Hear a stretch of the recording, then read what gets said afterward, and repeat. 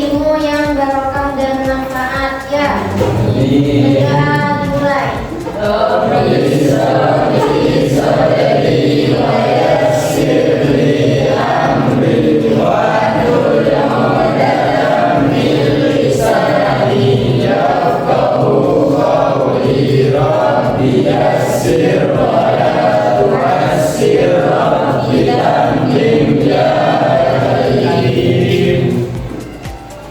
Nah, sekarang kita absen dulu ya. Ada yang tidak masuk kah hari ini? Masuk semua ya? Ya. Alhamdulillah. Semoga seterusnya kalian menjadi siswa yang rajin. Amin. Setelah itu mari kita ice breaking dulu ya, biar lebih semangat lagi, lebih fokus lagi dalam belajar ya. Ice breaking kali ini kita gunakan Ibu Guru berkata. Bagaimana? Nah, ketika saya bilang Ibu Guru berkata, maka kalian lakukan apa yang diperintahkan. Misalnya Ibu Guru berkata tepuk tangan 1 kali, maka tepuk tangan 1 kali. Begitu seterusnya. Ya, silakan berdiri. Ibu Guru berkata tepuk tangan 1 kali. Ibu Guru berkata tepuk tangan 2 kali. Tepuk tangan 3 kali. Ya, bisa ya, semangat ya. Ibu Guru berkata tepuk tangan untuk kita semuanya.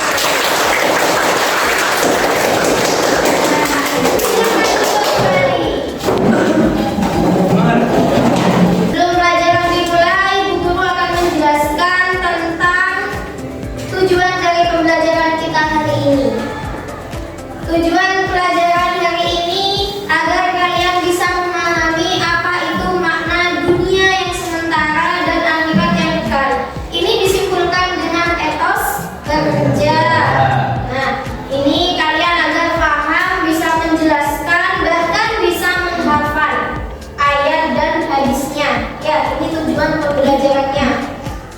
Kemudian setelah itu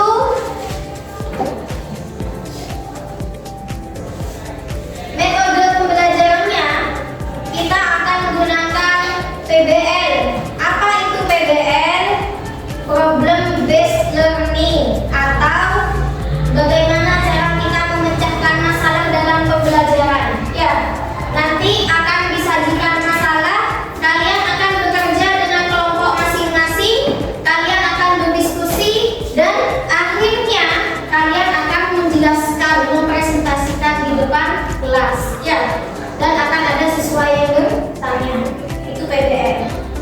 Bisa ya, paham ya? Sekarang kita kembali lagi ke materi bab 8. Kalian tahu nggak kalau dunia itu hanya sementara?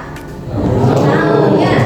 Apa yang akan kalian lakukan ketika kalian tahu bahwa dunia itu hanya sementara? Beribadah. Apalagi? Mengurangi berbuat maksiat.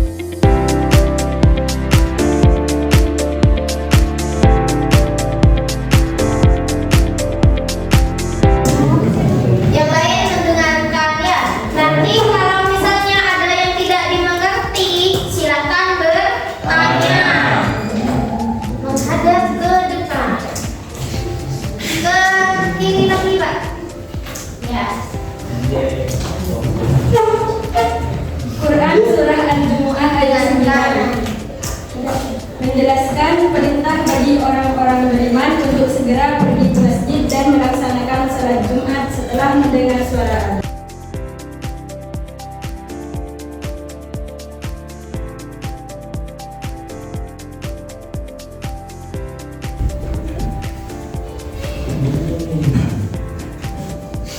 Dalam Quran surah Al-Jumu'ah ayat 11 jelaskan bahwa sebaiknya orang-orang meninggalkan aktivitas duniawi seperti jual beli dan permainan saat disebut sholat Jumat, karena apa yang ada di sisi Allah jauh lebih baik. Ayat ini juga menegaskan bahwa orang-orang yang melihat perdagangan atau permainan dan segera meninggalkan sholat Jumat mengejar hal-hal duniawi tersebut. Perlu diingatkan bahwa apa yang ada di sisi Allah, kenikmatan seperti kenikmatan Bertanya? Ya, silakan. Bagaimana jika salah satu anggota keluarga kita ada yang tidak menghiraukan dengan adanya azan Jumat? Maka kita harus mengingatkan dan mengajak anggota keluarga untuk mengerjakan sholat. Paham ya?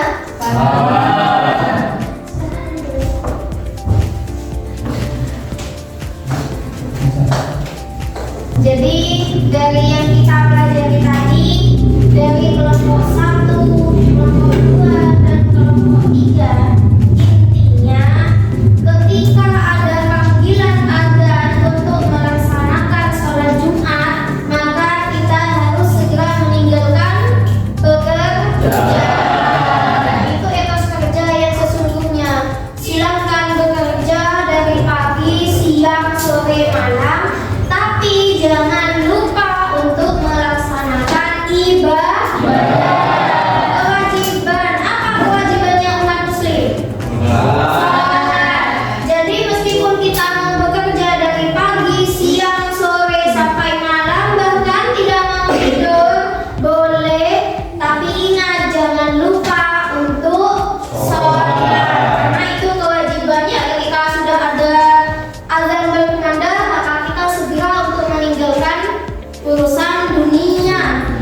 Jadi ketika kita sudah menyeimbangkan antara pekerjaan dan ibadah kita, urusan dunia dan akhirat kita, maka kita akan mendapatkan keuntungan. Apa keuntungannya? Yaitu sukses di dunia dan sukses di akhirat.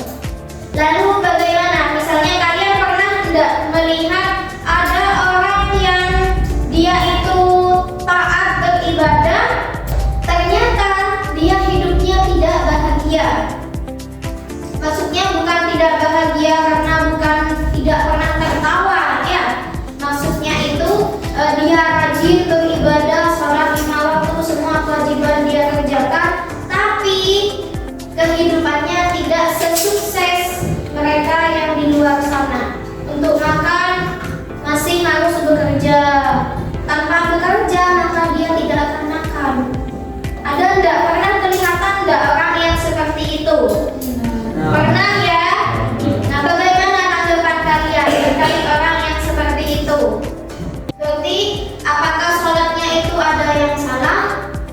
Atau katanya Bu, kalau orang yang sudah beribadah di dunia, sudah bekerja, kewajibannya sudah tidak pernah ditinggalkan, tapi kenapa kok hidupnya tidak beruntung, kurang beruntung? Apakah Allah itu kurang memberi rezeki?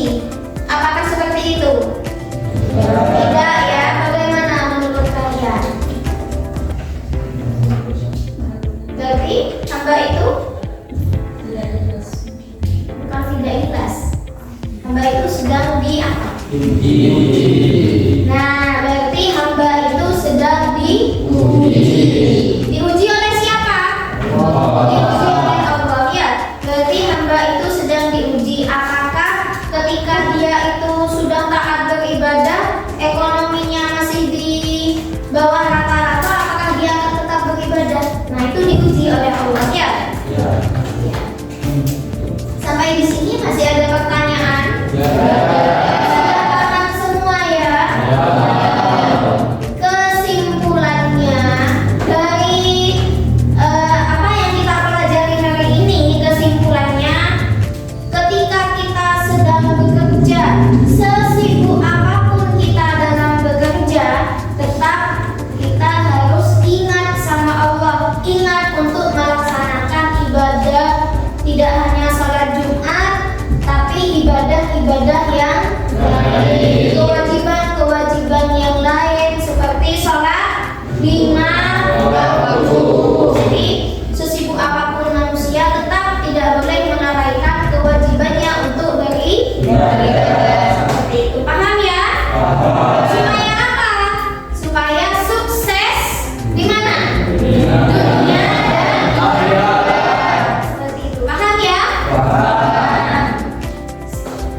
Pelajaran